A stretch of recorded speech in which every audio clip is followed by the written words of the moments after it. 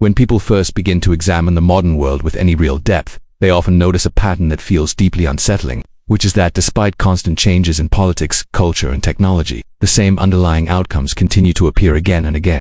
If you step back from daily headlines and election cycles and instead look at history over longer stretches of time, it becomes difficult to ignore how power concentrates, how ordinary people feel increasingly constrained, how dissenters who challenge dominant narratives are marginalized or silenced, and how societies repeatedly drift toward conflict, sacrifice, and control, even while promising freedom and progress. What many people are sensing is not randomness, and it is not mass delusion, but the presence of an underlying structure that shapes events long before they become visible. An invisible architecture built from economic, military, and civil institutions that, when combined, form a system of power capable of governing behavior automatically and coordinating outcomes across societies without needing to announce itself. This is not a story about secret rulers or hidden cabals issuing commands from the shadows.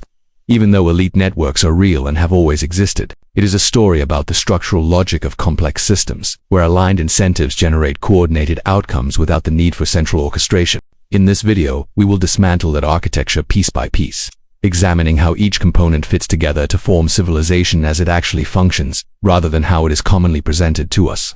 To do that honestly, we must move beyond politics and media narratives and learn to see the web of interdependent networks layered on top of one another, quietly shaping the world we live in. When you look closely at how societies organize themselves at scale, you begin to see that modern civilization is built from a series of industrial complex networks that all perform real, necessary work, while simultaneously shaping behavior in ways that resemble governance. Finance and debt networks determine which projects live or die, which communities survive a crisis, and how much effort is required to secure basic stability over time. Military and security networks define the outer boundaries of order, deciding what can be protected, what can be destroyed, and what forms of force are considered legitimate. Media and perception networks shape what can be spoken without consequence, what becomes socially dangerous to question, and which narratives feel natural or inevitable. Education and credentialing networks determine what is taught, what is rewarded, and which ideas become the default operating system of professional and political life. Technology and platform networks increasingly control access,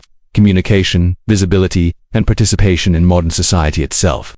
Consumption and distribution networks convert desire into predictable behavior, behavior into profit, and profit into influence. And layered through all of this are meaning-making systems, including religious and moral frameworks, which give people purpose and structure, but which can also, when captured, sanctify compliance, sanitize power, and absorb resistance by turning belief into discipline. When these networks operate independently, they appear neutral, even benevolent. But when their incentives align, they begin to function collectively as a system of governance that no single actor needs to command. What most people find unsettling is that throughout history, certain individuals and power brokers appear to understand this web far better than others, and are repeatedly positioned near the most influential nodes, giving the general impression that they are directing the entire machine. If you look carefully, however, what you find is not total control, but strategic positioning inside systems that already enforce outcomes through incentives rather than force.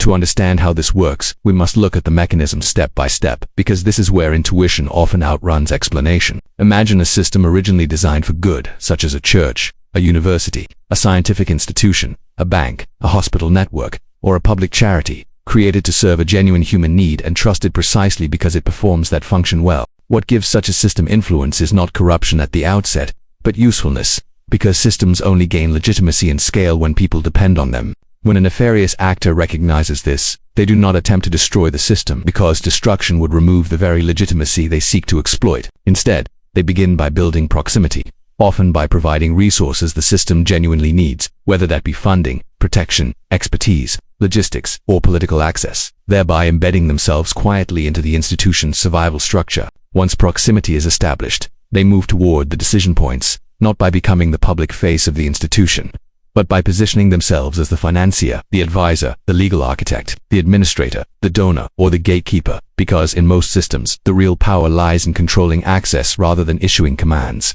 From there, they shape incentives rather than threats, because coercion is costly and visible, while incentive design is efficient and invisible. And this is where policy friction is introduced, meaning that opposition is not banned outright, but made slow, exhausting, risky, or career-ending, until resistance fades on its own. As these incentives take hold, the moral language of the institution is gradually reframed so that compliance is presented as virtue, dissent is framed as irresponsibility or danger, and participants begin policing one another sincerely, believing they are defending something good. Over time, these incentives are standardized through rules, doctrines, policies, credentialing systems, and legal integration, until the new direction becomes institutional memory, at which point it no longer feels like a choice, but like reality itself.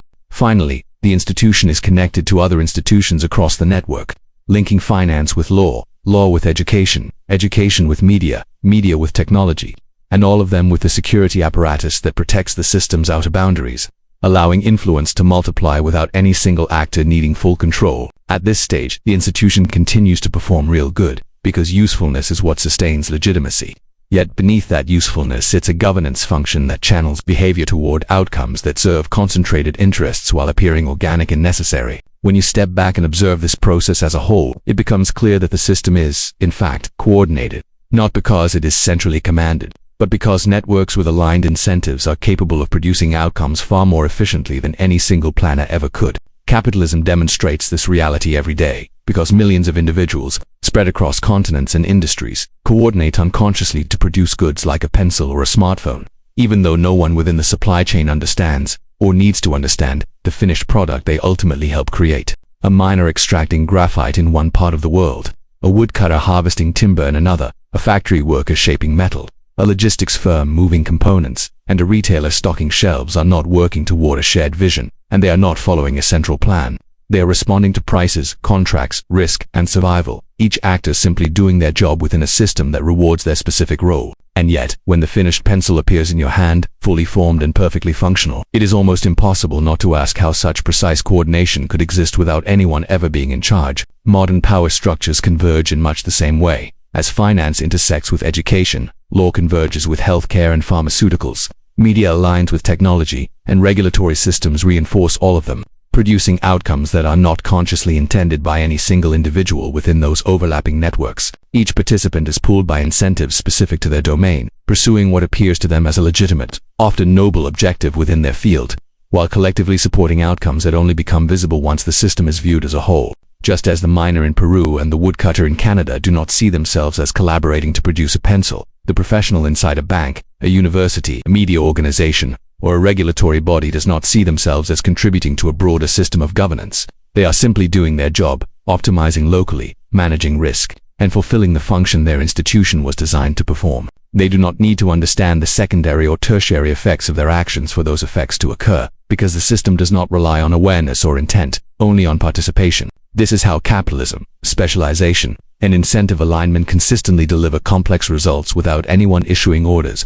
And it is precisely why power moves in much the same way, emerging from the alignment of finance, institutions, and risk management rather than from overt control. This is also why conspiracy theories persist, not because people are losing their minds or because social media has suddenly made everyone irrational, but because human beings are highly adept at pattern recognition. And any attentive observer can see that clear patterns have emerged across institutions, societies, and decades without a widely accepted explanation to account for them. When coordination is real, but the mechanism behind it is poorly understood, suspicion fills the explanatory gap, driving people toward increasingly extreme interpretations on both sides of the debate. Once you understand how these networks actually behave, the illusion of a single or powerful central commander begins to fade, and as you start dissecting the system piece by piece, it becomes easier to identify both honest and, at times, nefarious actors who hold disproportionate influence over specific nodes within the wider network. In certain moments, and under particular conditions, some of these actors can and do collaborate,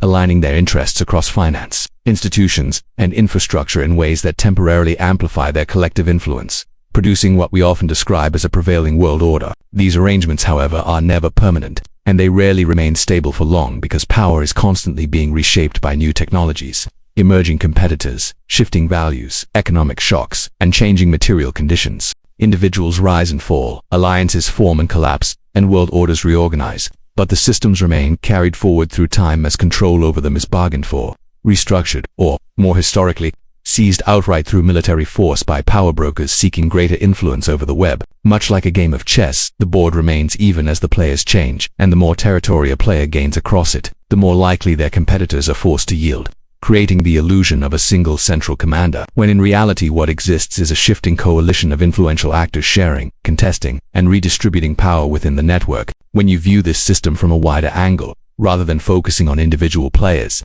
it becomes clear that governance is enforced far less by presidents or single financiers, and far more by incentives, access, risk management, and dependency, quietly shaping what is easy, what is funded, what is permitted, and what can be done without unacceptable cost. This is why finance sits so close to the center of the web, because finance does not merely control money in the abstract sense, but controls the rate at which access to money is granted, and therefore determines how much time, effort, and human energy must be expended to sustain institutions, comply with systems, and maintain stability across the entire network. So what we are really exploring here is not mere conspiracy, but an objectively verifiable, civilization-scale web of networks that convert real productivity and administrative necessity into instruments of governance, which can be wielded by skilled actors who understand how to capture nodes, shape incentives, and steer outcomes without ever appearing to rule. History shows that what is not understood cannot be challenged, what is not challenged does not change, and what does not change eventually hardens into destiny. This is not a call to paranoia, and it is not a denial of patterns, but an invitation to clarity, because when people cannot map the networks, they are governed by them, and when they cannot see choke points, they mistake structure for fate.